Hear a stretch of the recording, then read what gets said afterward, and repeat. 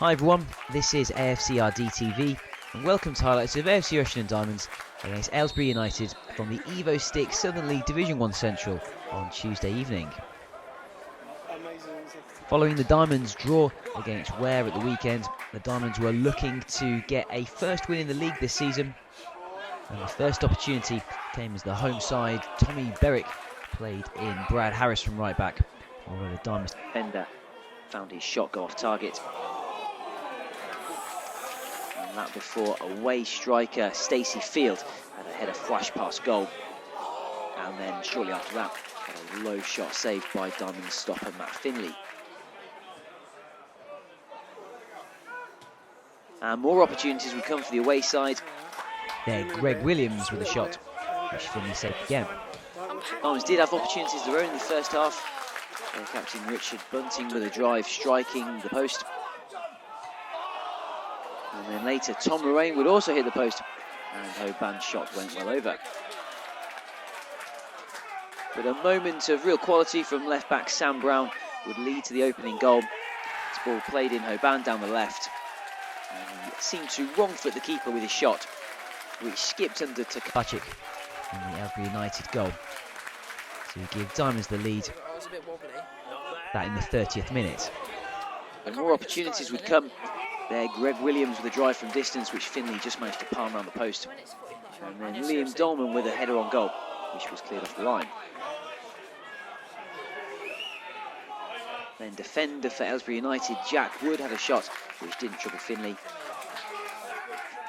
And then Lorraine for the Diamonds almost had too much time to set himself for a header from Hoban's cross. And his header went tamely wide. So at the end of a very entertaining first half, AFC Rushden Diamonds 1, Aylesbury United 0.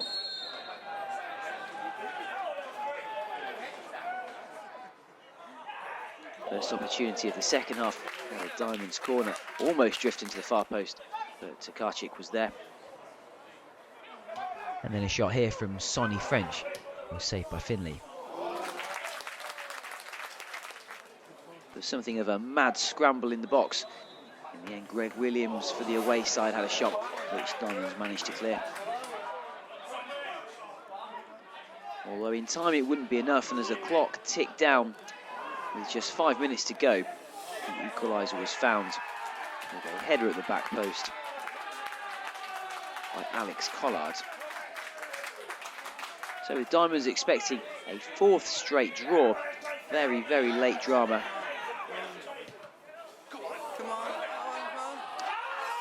Dan Quigley was tripped by Karchik in the Aylesbury United net. Defender Liam Dolman stepped up to coolly convert the penalty, and that goal turned out to be the winner, that in the 90th minute.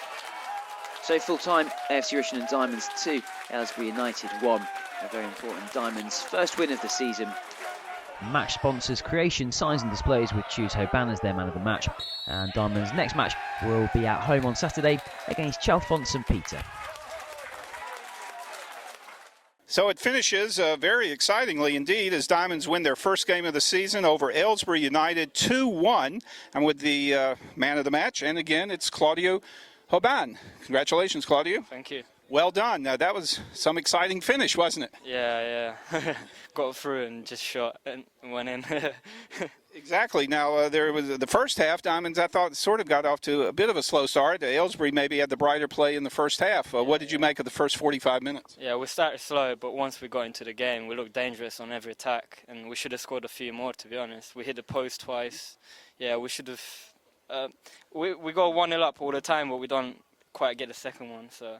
Hopefully, we got our first win now, so we're up and running. So you're saying maybe the team should be more ruthless and go for the kill? Yeah, definitely. Now, you definitely did look ruthless in the 30th minute. Tell us about the goal that you scored on the half-hour mark. I seen spacing behind, running behind, good ball from Sam, and I seen the keeper out, so I shot, and he went in. Once you shot the ball, did you know it was in? Because that was kind of a tough angle. Yeah, I seen it go in, yeah. Well, very good. So you're leading 1-0 at the interval, and was the team confident that you could go on into the second 45 minutes? Yeah, we was confident to get the win, but we knew in the last 10 minutes, last 2 games, we was conceding late, and we thought we don't want to do that again. It happened, but thankfully we scored a goal. So we got the win. It was deja vu, sadly, in the 85th minute, and that Aylesbury did score an equalizer. Yeah. And but you still had time to do something, and indeed you did. Yeah, we did. Yeah, a good penalty from Liam, and we got the win. Yeah. Do you ever take penalty shots in games sometimes? Yeah, I don't mind them. Yeah, but he's the captain, so it's his decision to take it. Yeah. Well, very good. Between either Richard, I guess, Bunting, or Liam Dolman. But Liam looked great on that penalty shot, didn't he? No doubt about it. Good finish, confident, head down, send the keeper the wrong way. Yeah. And so after that, you still had a little bit more of extra time to play, and you certainly didn't want to allow another equalizer. Of course, yeah. We just wanted to concentrate and get the win. First win of the season now. Our season's up and running. I know it's still very early in the season, but could that maybe even be a season-defining moment? Yeah, definitely. We're still unbeaten. So that's a bonus. We're going to Saturday looking for the win again. 3 points at home. That's what we'll be looking for. Well, Claudio, this is the first time I've interviewed you on AFCRDTV, so you get my standard orientation questions. Do you have a favorite player that you liked when you were growing up, and maybe which Premier side that you support?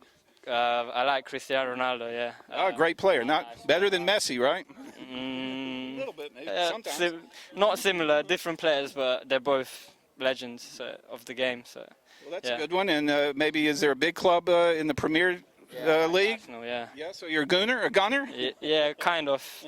I'm not a big supporter, but I like the way they play football. Yeah. The beautiful game, right? It can be a cruel game sometimes too, as we found out some in the other games. But it was a great finish tonight, Claudio, and much luck for the rest of the season. All right. Thank you very much. Well, thanks, Bruce and Claudio. I'm now here with Andy Peaks. Andy, I don't think I can take much more of this. No, I know. Yeah, I'm with you on that one, definitely.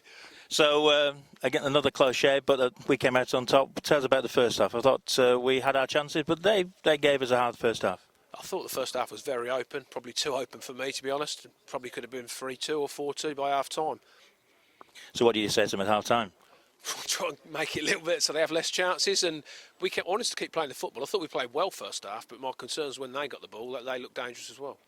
Any reason for that, where they were getting through us? Because other teams haven't had those chances.